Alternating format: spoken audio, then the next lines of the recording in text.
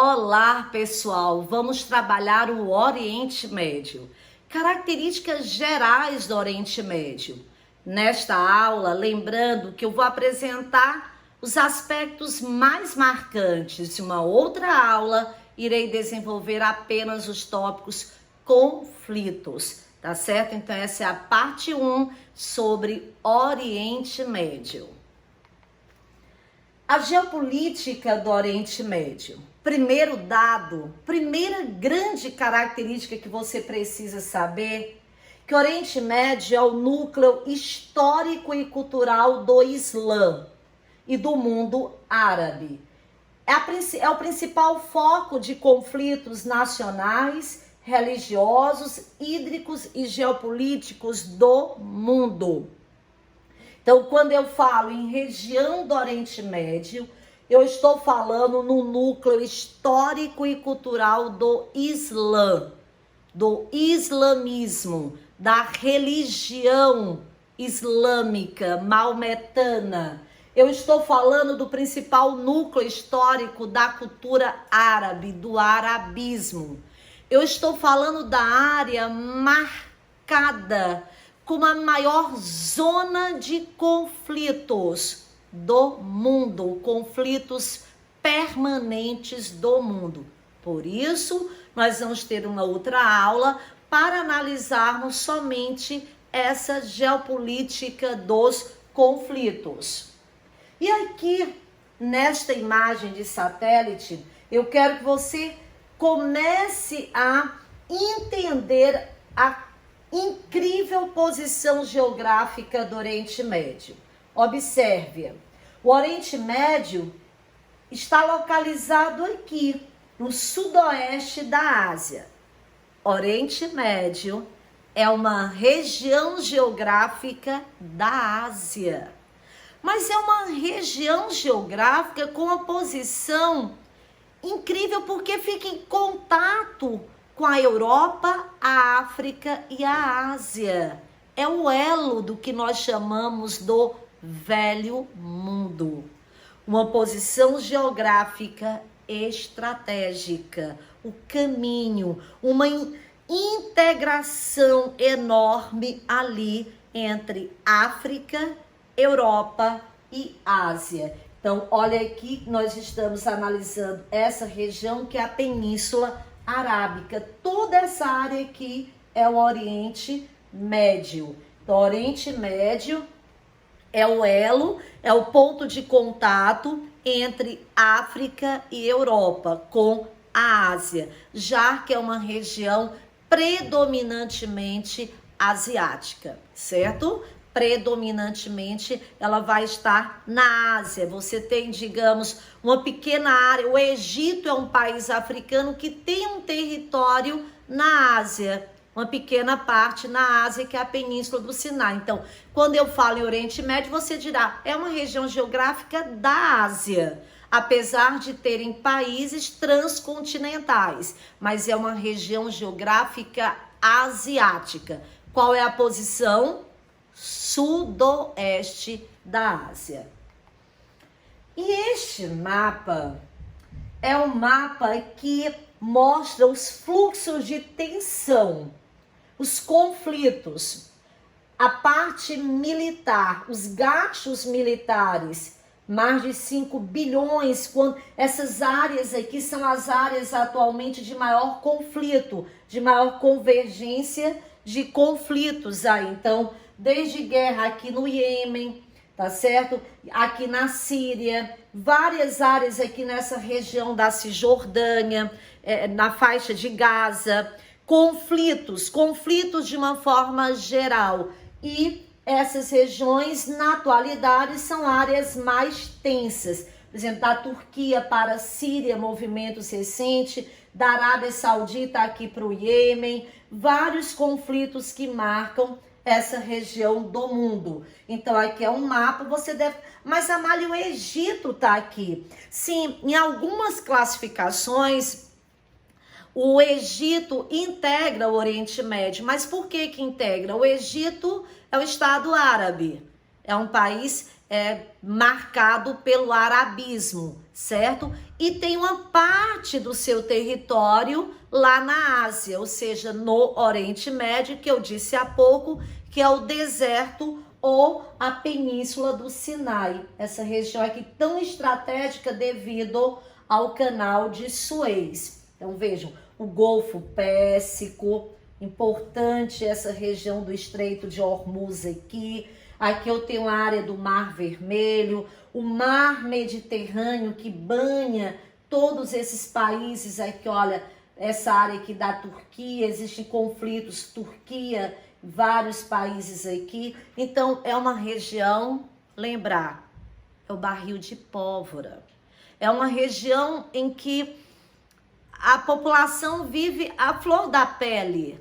Os conflitos são muito constantes e eles se intensificaram a partir de 1948, com a criação do Estado de Israel. Então não há um dia sequer de paz nessa região geográfica. Conflitos no Oriente Médio, e aqui só apresentando isso, nomes de algumas organizações extremistas.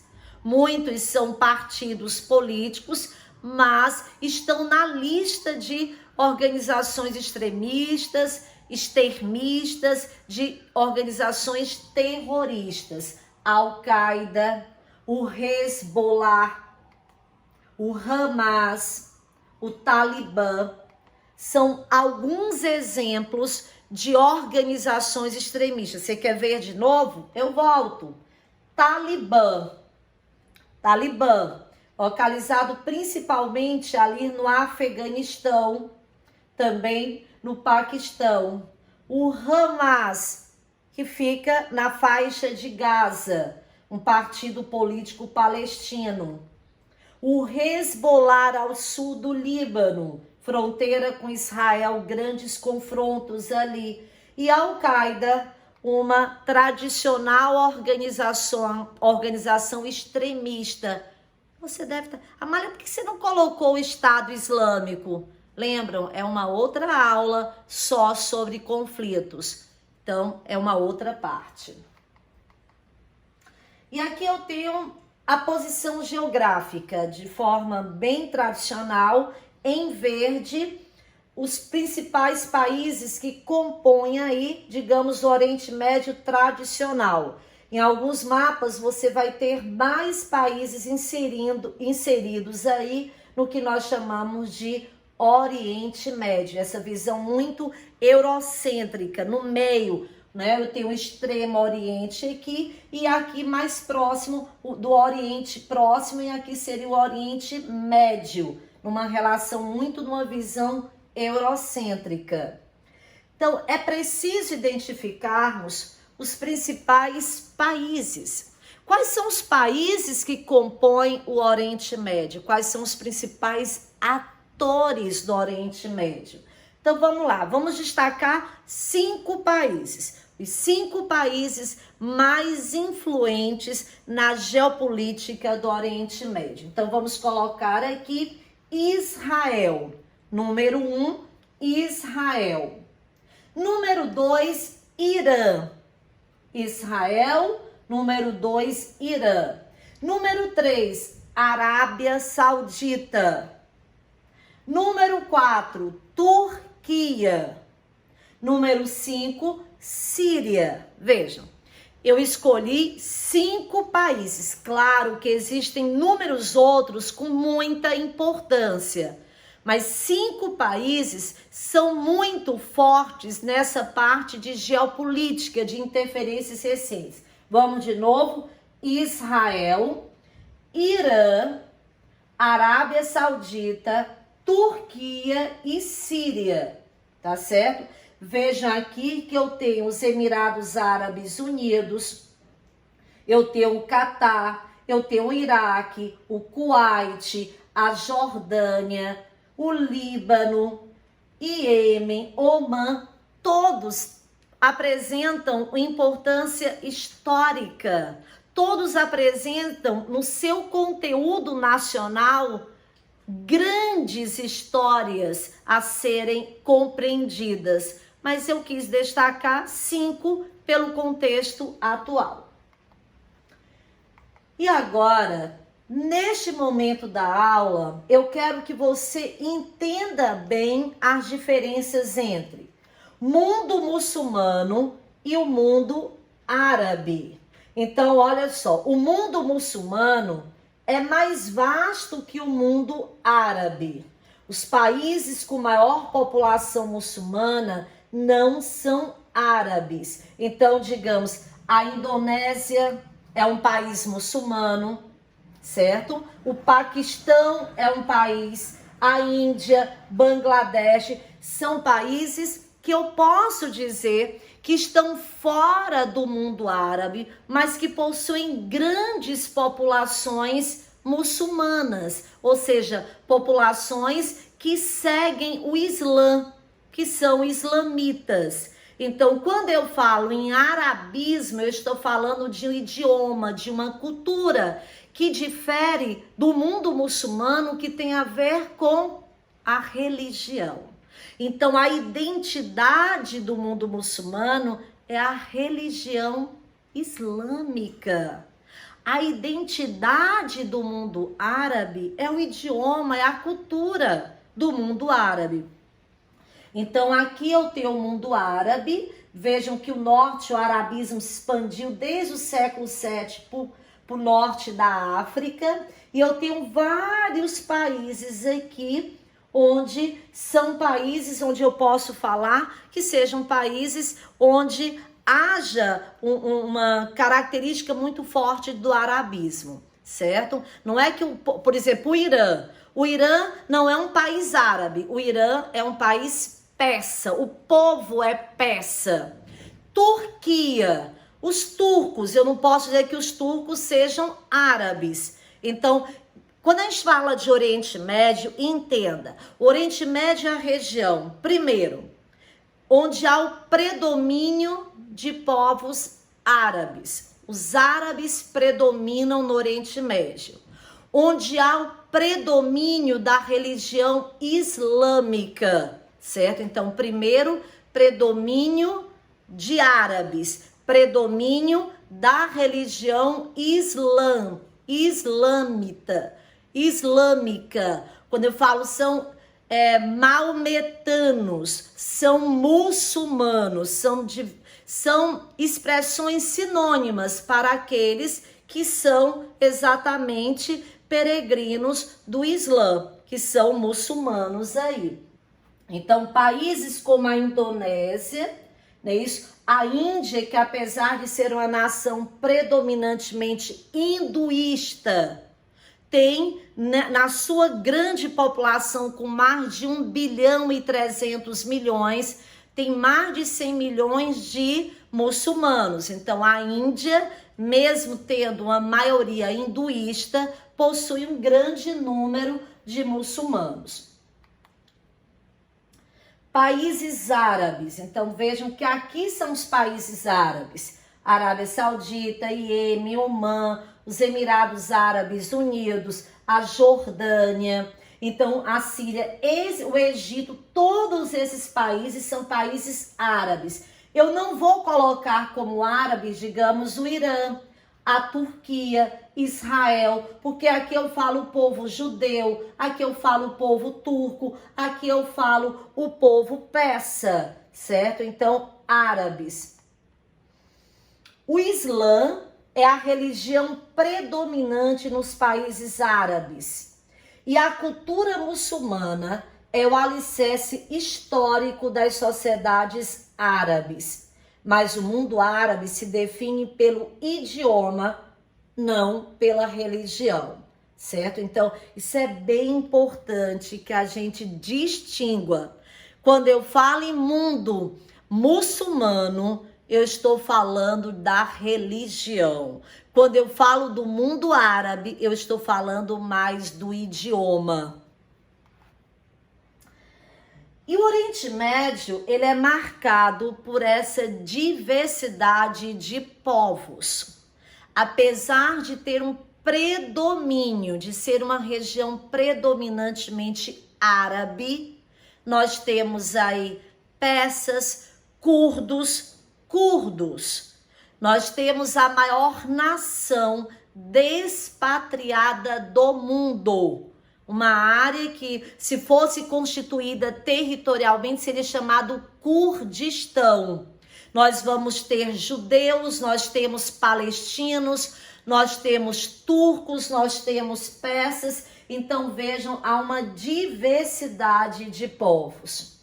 Uma outra característica que você precisa aprender, que a região do Oriente Médio, ela é predominantemente subdesenvolvida.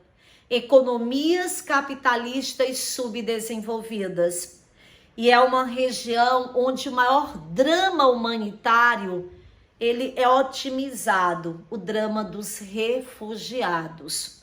Então são milhões de refugiados, de migrantes forçados que ultrapassam a fronteira do seu país. Então vejam aqui uma imagem que é bem emblemática da agonia dos povos que forçosamente precisam deixar a sua terra natal.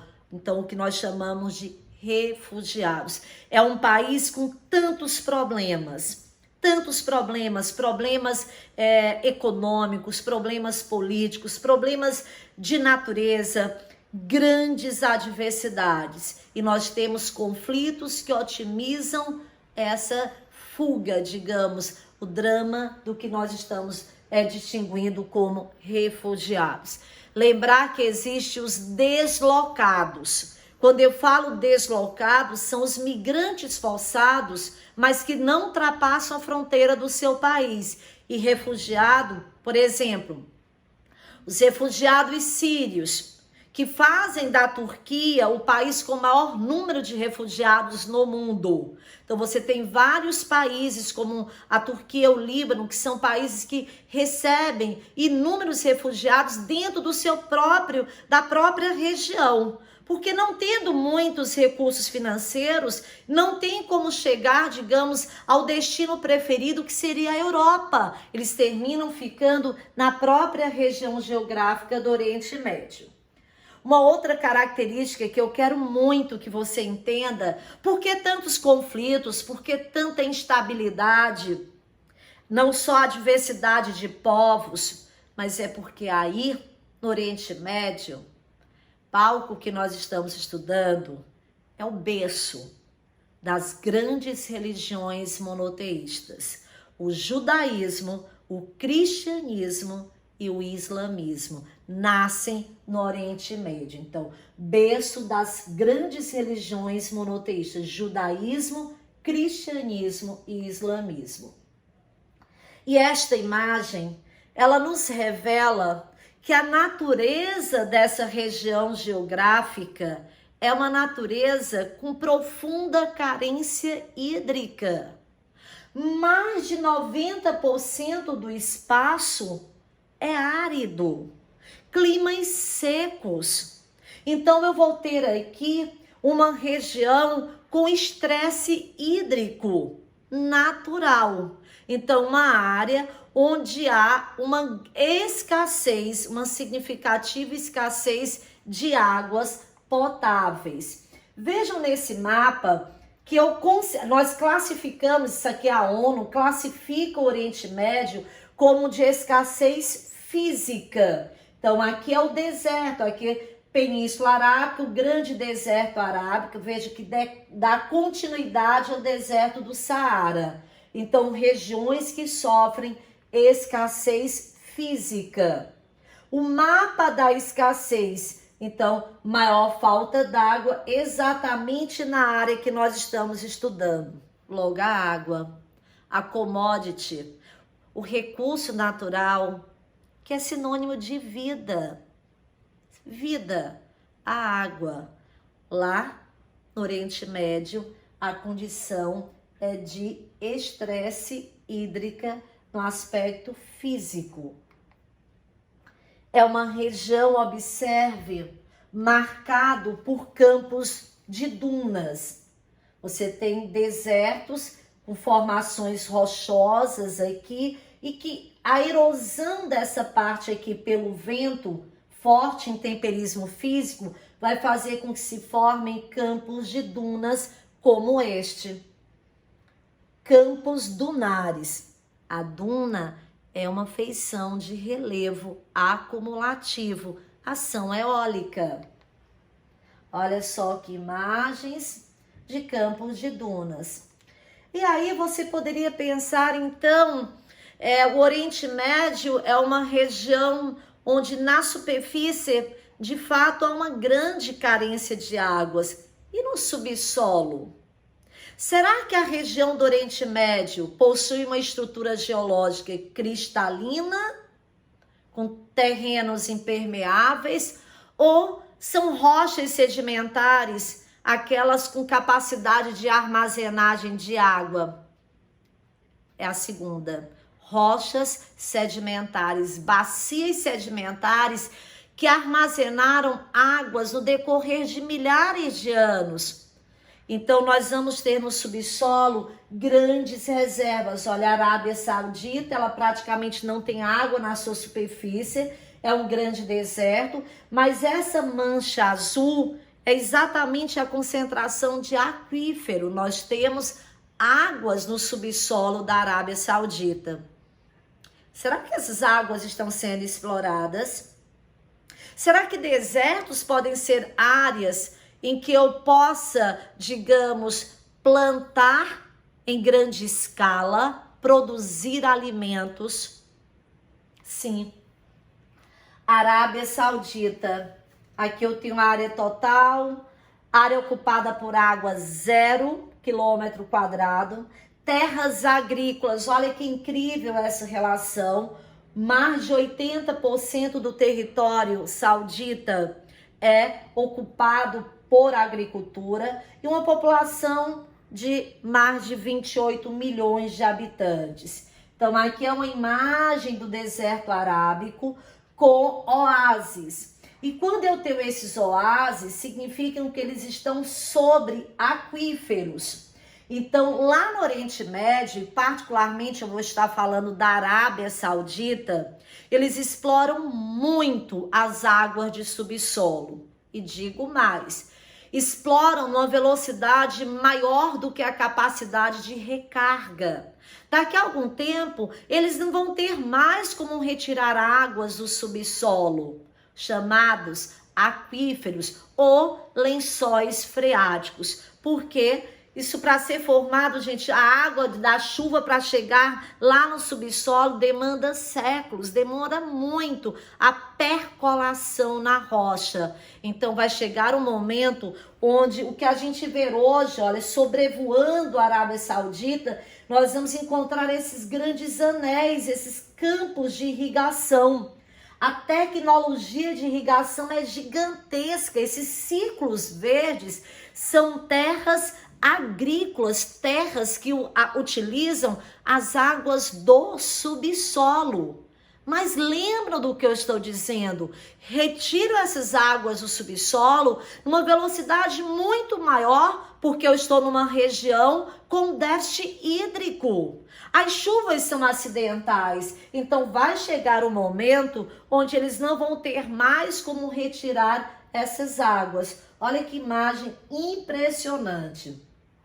Uma área praticamente completamente desértica e esse vale verdejante aqui, produzir alimentos em grande escala a partir desses pivôs de irrigação aqui e de uma irrigação de larga escala, como eu coloquei há pouco.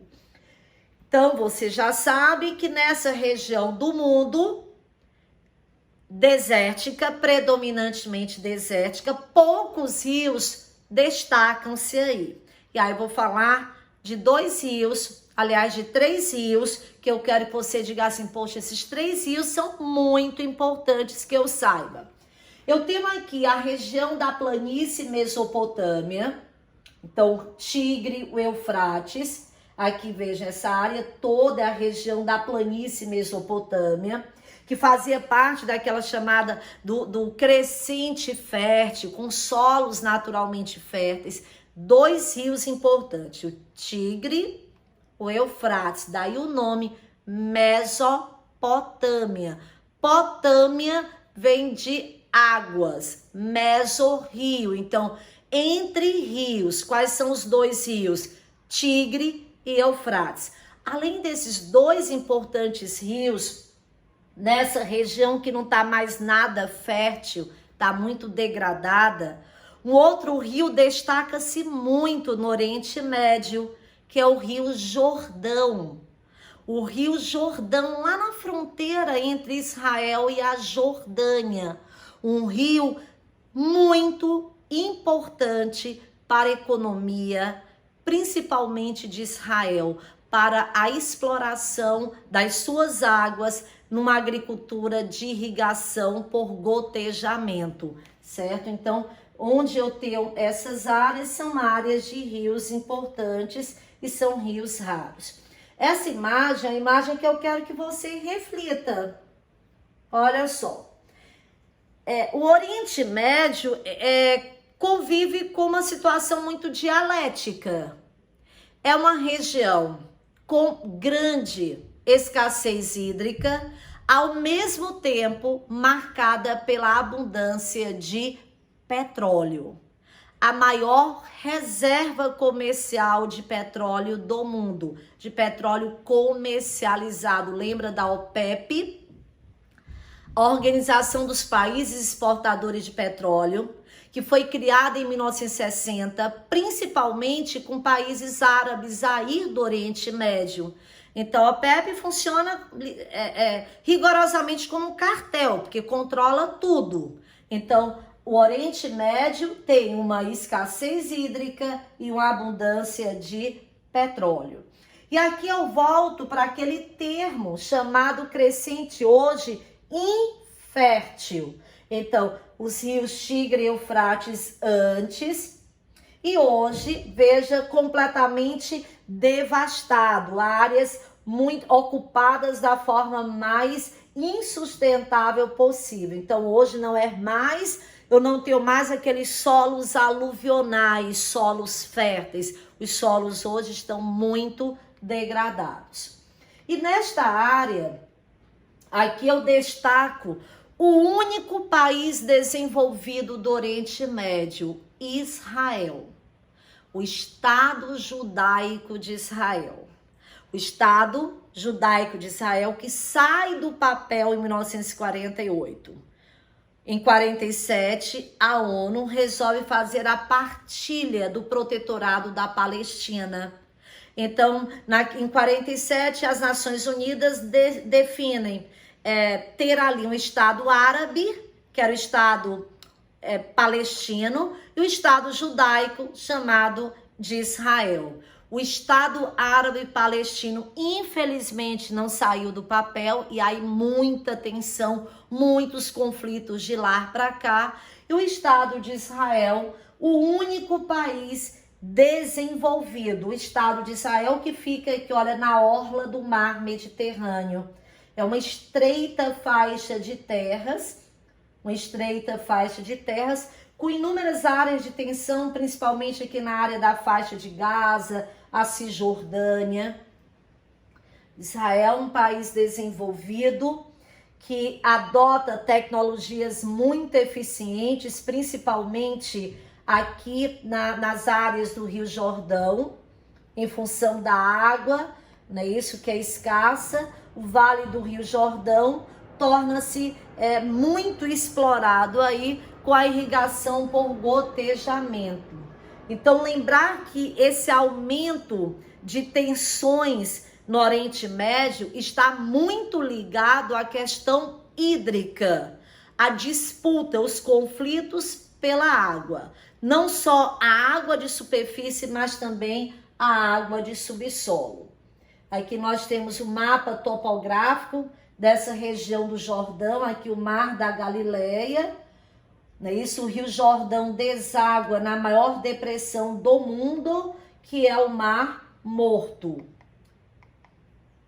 Essa área toda, principalmente Israel, numa região muito seca, no deserto de Negev. Então, nós vamos pensar o seguinte, fiquem atentos a esse slide. Mais de 80% da produção agrícola de Israel é exportada. E o país passou a vender a tecnologia de irrigação por gotejamento.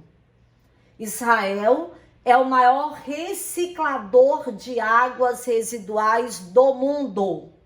70% das suas águas são tratadas e reutilizadas como água de irrigação para os campos e para as obras públicas. A tecnologia judaica de estações de tratamento de esgoto é uma das mais modernas do mundo. Então vejam os chamados kibbutz, né? Isso, essas fazendas coletivas de Israel são criadas tecnologias de reciclagem, de reutilização da água, que é um recurso natural mais valioso, principalmente em um país onde a escassez é tamanha. Olha aqui as estações de tratamento, de reutilização de águas, tratamento de águas de esgotos. Aqui a irrigação por gotejamento, que difere dessa irrigação convencional. Essa daqui evita o desperdício, evita o problema da salinização dos solos. Aqui é uma irrigação convencional que termina provocando problemas nos solos. Aqui uma irrigação correta. E olha a diversidade de frutas produzidas neste país. Um país ocupado por um grande deserto e que a gente vê este deserto em flores, com flores e com frutas, certo? É incrível isso, o poder da tecnologia que nós temos para transformar regiões desérticas.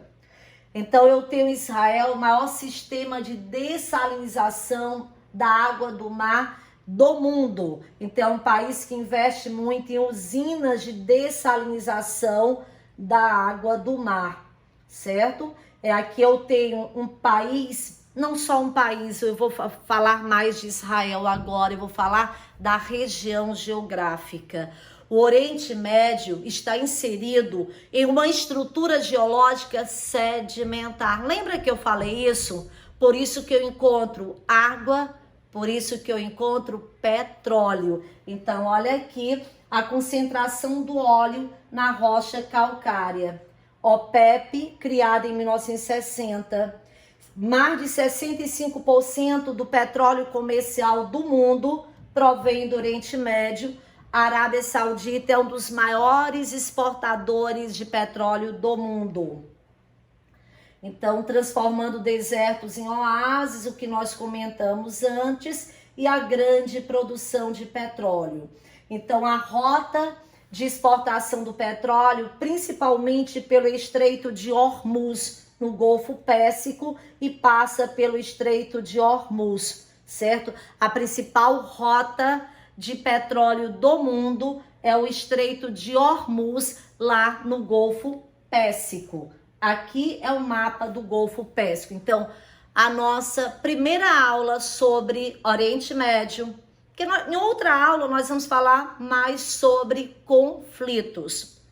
Concluímos, trabalhamos inúmeros aspectos que são essenciais para que você construa uma ideia muito ampla da importância que essa região exerce no mundo, na geopolítica, em termos de povos e na geografia econômica. Até a nossa próxima aula.